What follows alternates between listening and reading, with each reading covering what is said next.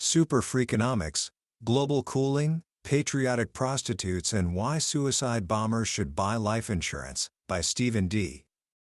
Levitt and Stephen J. Dubner. Introduction. Imagine you're at a party. You've had a great time, maybe a little too great. It's late, you've had a few drinks, and now it's time to head home. You live just a mile away. You pull out your car keys, but then you pause. A voice in your head, the one that's been drilled into you by years of warnings, says, "Don't do it." You're in no condition to drive. So you make what feels like the easiest, most responsible decision in the world. You'll walk home. You tell your friend, who claps you on the back for your good judgment. Friends don't let friends drive drunk, right? But what if I told you that in making that responsible choice, you might have just made a fatal mistake?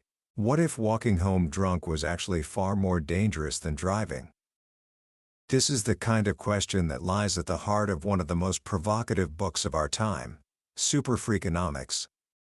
This isn't just a sequel to the global phenomenon Freakonomics, it's a deeper, bolder, and even more surprising journey into what the authors, Stephen Levitt and Stephen Dubner, call the hidden side of everything. The first book sold millions of copies and turned the world of economics upside down, proving that economics isn't just about money or the stock market. It's a powerful lens for understanding human behavior in its most raw and unexpected forms. The authors are a unique duo. Levitt, a brilliant but unconventional economist from the University of Chicago, and Dubner, a gifted journalist who knows how to turn complex data into a gripping story. Together, they don't just answer questions, they question the answers we've always taken for granted. In this episode, I'm going to take you on a tour through the world of SuperFreakonomics. By the time we're done, you'll understand why a street prostitute is like a department store Santa, how television may have been responsible for a massive crime wave, and why the solution to global warming might be a garden hose pointed at the sky. More importantly, you'll gain a powerful new way of thinking, a mental toolkit for decoding the strange, beautiful, and often irrational world around you. So, let's begin. Let's find out why friends don't let friends walk drunk. Book summary. At the heart of SuperFreakonomics, and all of Levitt and Dubner's work, is a single, powerful idea: people respond to incentives. It sounds simple, almost obvious.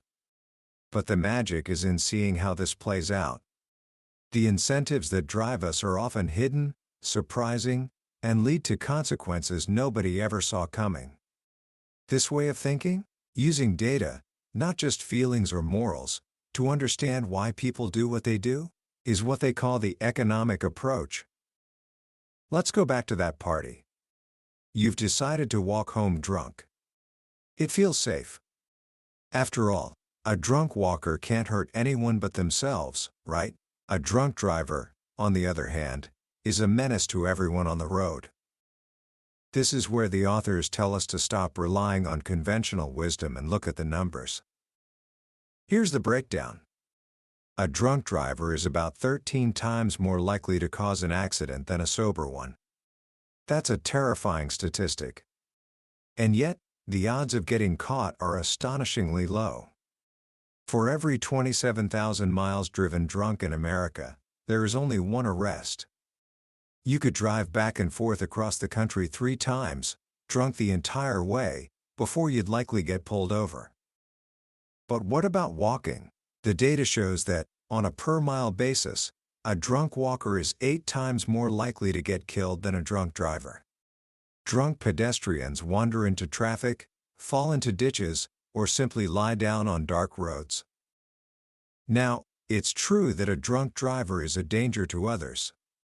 About a third of the victims in drunk driving fatalities are innocent passengers, pedestrians, or people in other cars. But even when you account for those innocent lives, the math is shocking. Walking drunk still leads to 5 times as many deaths per mile as driving drunk. So, the authors conclude, with a twinkle in their eye, that the responsible thing to say is, friends don't let friends walk drunk. This isn't a recommendation to drive drunk, of course. It's a lesson in thinking differently. It shows how data can reveal a truth that is the complete opposite of what our intuition tells us. The world is full of these hidden truths, and incentives are usually the key to unlocking them. Take one of the oldest professions in the world, prostitution. It's a classic example of a market driven by a simple incentive. For as long as there have been men, they have wanted more sex than they could get for free. And there have always been women willing to supply it for a price. 100 years ago, in a city like Chicago, prostitution wasn't just common, it was a booming industry. A woman working a menial job might earn the modern equivalent of about $6,500 a year. But if she became a prostitute, she could easily earn over $25,000 a year, and those working in the high-end brothels could make the equivalent of over $75,000. Why were the wages so high? Incentives. Back then, being a prostitute carried enormous risks. There was the constant threat of arrest, the social shame, and perhaps the biggest penalty of all, it made it nearly impossible to find a husband. To convince women to take on these risks, the pay had to be exceptionally good. The high price was a direct reflection of the high cost of doing business. But today, the story is very different. The authors dive into a fascinating modern study of street prostitutes in Chicago. The data shows that the typical street prostitute today earns about $27 an hour. This is still more than they could make at another low-skill job, but it's a tiny fraction of what their predecessors made. So what changed? Why did the prostitutes' wage fall so dramatically? The answer is competition. But the competition didn't come from other prostitutes. It came from every woman willing to have sex for free. Over the last century, sexual attitudes have changed dramatically. The rise of premarital sex, casual dating, and what we now call friends with benefits created a massive new supply of free sex. For many men who might have once paid for sex, there was now a free and socially acceptable alternative. As the demand for paid sex went down, so did the price. It's a perfect, if unexpected, lesson in supply and demand. The authors joke that if the prostitution industry had lobbyists, they would have fought to make premarital sex illegal, or at least heavily taxed, just like the American steel industry fights against cheap foreign steel. The data from the Chicago study reveals even more about the hidden logic of this market. For instance, the prostitutes practice what economists call price discrimination. They charge different prices for the same service based on the customer. White customers, on average, paid more than black customers. Why? The prostitutes use different negotiation strategies. With black customers, who were more familiar with the neighborhood and more likely to haggle, they would name a firm price up front. With white customers, they would often let the man name the price first, hoping he would offer more out of generosity or ignorance. And it worked. The study also reveals the economic value of a pimp. It turns out, a prostitute working with a pimp makes significantly more money, even after the pimp takes his cut. Pimps act as marketers, finding wealthier clients from outside the neighborhood. They also provide protection, reducing the risk of violence or being ripped off. The authors compare the value a pimp provides, the pimpact, to the value a real estate agent provides. Their conclusion? A pimp's services are considerably more valuable than a realtor's. This exploration of the economics of prostitution isn't just about a taboo subject.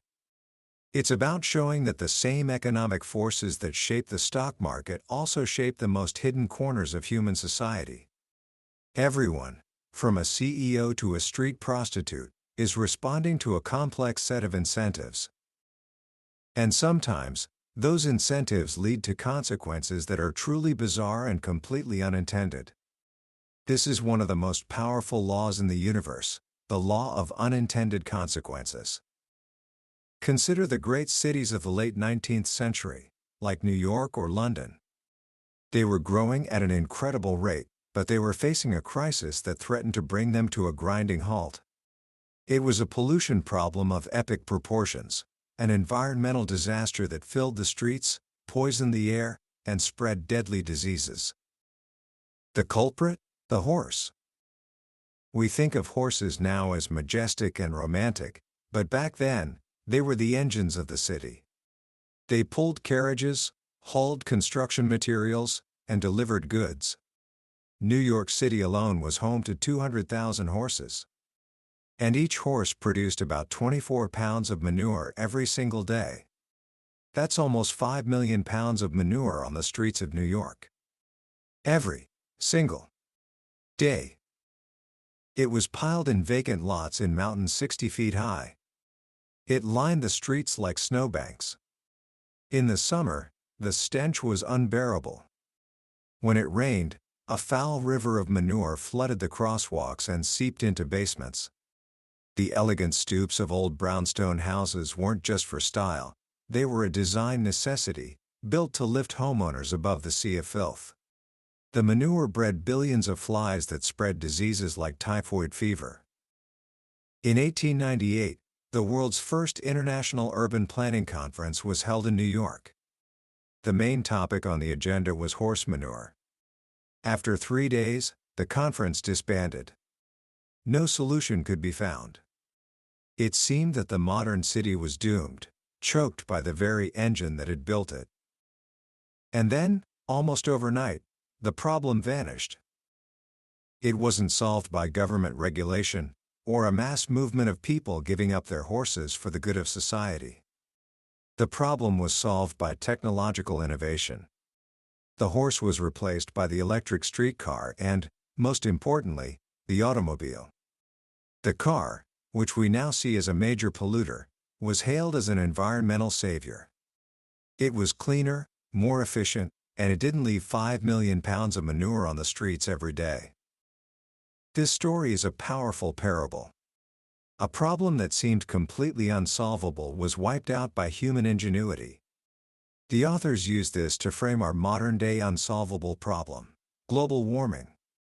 The cars that saved the 19th century city now seem to threaten the 21st. But just as people in 1898 couldn't imagine a world without horses, perhaps we have trouble imagining the innovative solutions that lie just around the corner. The authors argue that when you have a problem as big as global warming, trying to solve it by asking billions of people to change their behavior and sacrifice their standard of living is an incredibly difficult, if not impossible, task. It's an appeal to altruism on a global scale. But what if people aren't as altruistic as we'd like to believe? And what if there are cheaper, simpler, and more effective solutions? This brings us to one of the most brilliant and underappreciated heroes in the history of medicine, a Hungarian doctor named Ignaz Semmelweis. In the 1840s, Semmelweis worked in the maternity clinic of a Vienna hospital, and he was tormented. Women were dying at an alarming rate from something called puerperal fever, or childbed fever. They would come to the hospital healthy and, shortly after giving birth, develop a raging fever and die. In the best hospitals in Europe, as many as 1 in 6 mothers were dying. Semmelweis was a data detective. He noticed something strange. His hospital had 2 separate maternity wards. One was staffed by male doctors and medical students, the other by female midwives. The death rate in the doctor's ward was more than double that of the midwives' ward. Why? He tested every theory. Was it the presence of men that was somehow toxic to the mothers? No, that didn't make sense. Was it because the women in the doctor's ward were more frightened? Unlikely. The clue came from a tragedy. A fellow doctor cut his finger during an autopsy on a woman who had died of childbed fever. He soon fell ill with the same symptoms and died. Semmelweis had an epiphany. The doctors and medical students in his hospital spent their mornings performing autopsies on the dead, and then, with only a quick rinse of their hands, they would go to the maternity ward to deliver babies. The midwives, on the other hand, never touched cadavers. Semmelweis concluded that the doctors were carrying cadaverous particles from the dead to the living, infecting the mothers during childbirth. This was decades before germ theory was accepted. He didn't know about bacteria, but he knew something was being transferred. His solution was shockingly simple and cheap. He ordered all doctors to wash their hands in a chlorinated lime solution before examining any patients. The result was immediate and miraculous. The death rate in his ward plummeted to barely 1%. In a single year, he saved the lives of hundreds of mothers and babies. You would think Semmelweis would have been hailed as a hero. He wasn't. He was ridiculed. The medical establishment couldn't accept that they, the esteemed doctors, were the cause of the problem. His idea was too simple, too cheap, and too insulting to their egos. Semmelweis was driven out of the hospital and eventually died in a mental asylum, a broken man. It's a tragic story, but it holds a vital lesson. The solution to a huge, complex problem is often shockingly simple and cheap. We often get so caught up in expensive, complicated solutions that we overlook the obvious. The authors argue this is exactly what's happening with global warming. The problem is framed as a massive moral crisis that requires a global revolution in human behavior and trillions of dollars in spending. But what if, like the horse manure crisis or childbed fever, there's a simpler, cheaper fix? Enter Nathan Myhrvold, the former chief technology officer of Microsoft, and a group of renegade scientists at his invention company, Intellectual Ventures. They are polymaths, geniuses who delight in solving the world's hardest problems. And they've turned their attention to global warming.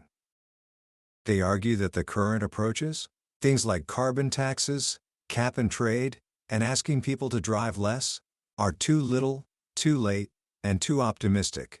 Even if we stopped all carbon emissions today, the CO2 already in the atmosphere would continue to warm the planet for 100 years or more. So they looked for inspiration from a different source: volcanoes. In 1991, Mount Pinatubo in the Philippines erupted with incredible force, spewing 20 million tons of sulfur dioxide into the stratosphere. This created a hazy veil of particles that acted like a planetary sunscreen, reflecting sunlight back into space. For the next 2 years, the entire planet cooled by about 1 degree Fahrenheit. A single volcano temporarily reversed a century of global warming. This gave Myhrvold and his team an idea. What if we didn't have to wait for a volcano? What if we could create this same effect ourselves? This field of study is called geoengineering, and their proposal is breathtaking in its simplicity and audacity. They call it the garden hose to the sky. The idea is to build a very long, very light hose, about 18 miles long, held aloft by a series of high-altitude balloons. This hose would pump a small amount of liquid sulfur dioxide up into the stratosphere, where it would mist out and replicate the cooling effect of Mount Pinatubo. How much sulfur dioxide would it take? About 100,000 tons a year to cool the entire northern hemisphere. That sounds like a lot, but it's a tiny fraction, less than 1/20th of 1%, of the sulfur dioxide we already pump into the atmosphere every year from cars and power plants. The difference is leverage. A tiny amount of sulfur in the stratosphere has a massive cooling effect. And the cost? The scientists estimate the entire project could be built and operated for about $250 million. To put that in perspective, that's less than what Al Gore's foundation is spending just to raise awareness about the problem. It is a solution that is thousands of times cheaper than the mainstream proposals. They have other ideas too.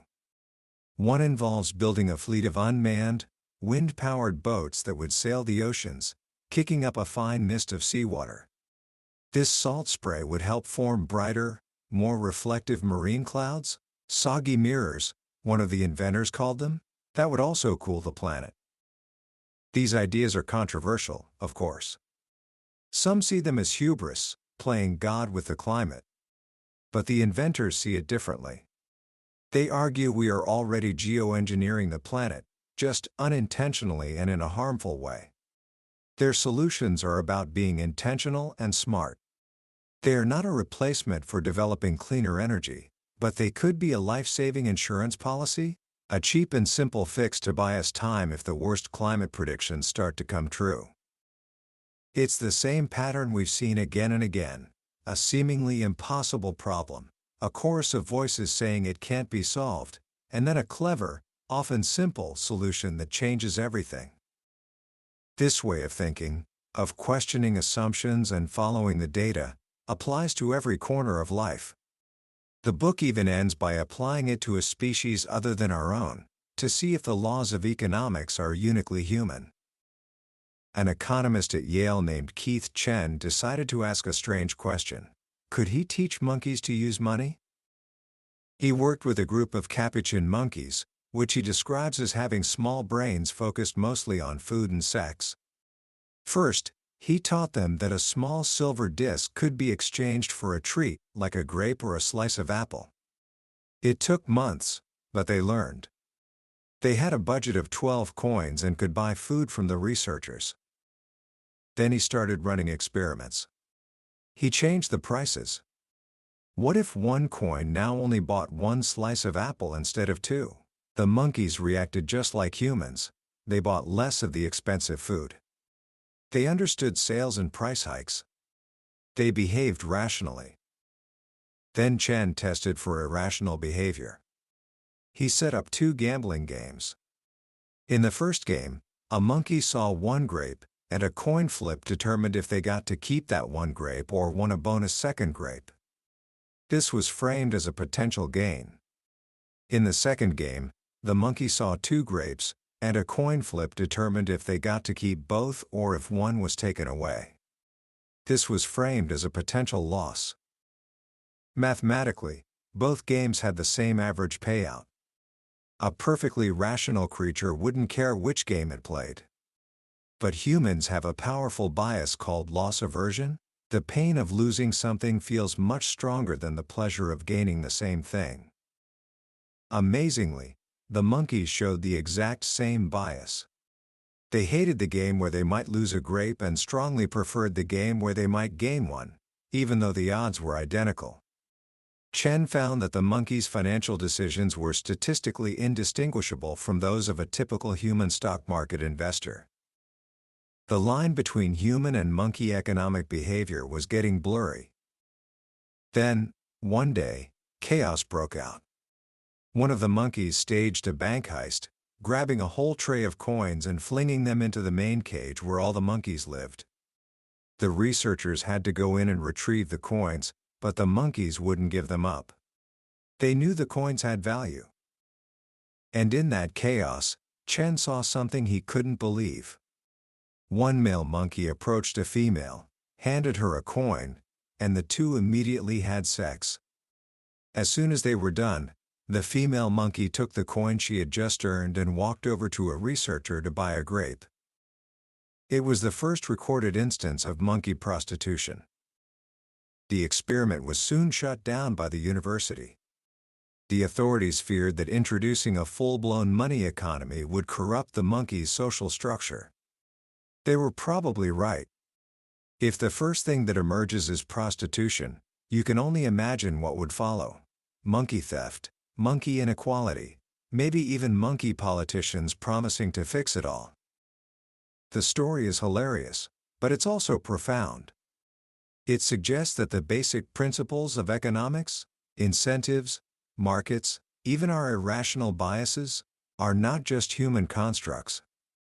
They may be wired into us at a much deeper, more primal level. Monkeys, it turns out, are people too. Commentary. So, what do we take away from all of this? What is the ultimate lesson of SuperFreakonomics? It's not just a collection of quirky stories about prostitutes, terrorists, and monkeys. It's a way of seeing the world. The authors are giving us a set of X-ray glasses that allow us to look past the surface of things, the headlines, the moral outrage, the conventional wisdom, and see the hidden architecture of incentives that is really running the show. The world can often feel chaotic and random. People do things that seem crazy, and problems arise that feel unsolvable. But what this book teaches us is that there is almost always an underlying logic. It may not be a logic we like, but it's there. People aren't good or bad. They are people, and they respond to incentives. Understanding that is a kind of superpower. When you're young, you're trying to figure out how the world works. You're trying to understand why your parents make the rules they do, why your friends act the way they do, why society is structured the way it is. This book offers a powerful framework for that discovery. It teaches you to be a skeptic, in the best sense of the word. Not to be cynical, but to be curious. To ask questions. To demand data. But not just accept the story you're being told, but to look for the story behind the story. Think about the simple, practical ways you can apply this thinking to your own life. First, whenever you see a situation that puzzles you, ask yourself one simple question. What's the incentive? Why did your teacher design the grading system that way? What is the incentive structure? Why did that company launch that strange ad campaign? What are they trying to get people to do? Once you start looking for the incentives, you'll start to see them everywhere, and the world will make a lot more sense. Second, always look for the unintended consequences. When you hear a politician propose a new law, or your school principal announce a new rule, try to think 3 steps ahead. This rule is designed to do X, but what might it also do by accident? Could it create a perverse incentive that makes things worse? This kind of second-level thinking is rare, and it's incredibly valuable. And finally, be willing to challenge your own common sense. We all carry around a set of beliefs that feel obviously true. But as the story of drunk walking shows us, the data can sometimes tell a very different story. Be humble enough to admit that your intuition might be wrong. Be curious enough to go looking for the evidence. That was a summary of SuperFreakonomics by Levitt and Dubner. We've journeyed through some of its most mind-bending ideas today, but I'll be honest with you, a summary can only take you so far. The real magic happens when you read the book yourself. It's in the quiet moments, when a particular story or a simple phrase hits you in a way you didn't expect. This podcast is designed to help you decide if a book is worth your time and attention. If anything we've talked about today has sparked your curiosity or made you see the world just a little bit differently, then I promise you, the book itself is an experience that will stay with you for a long, long time. There's a link to it in the show notes. Also, if you found this summary valuable and want to continue exploring the ideas in the world's most powerful books, please hit that like button and subscribe to the channel. It tells us we're on the right track and ensures you won't miss our next journey into another life-changing book. Let's keep learning and growing together.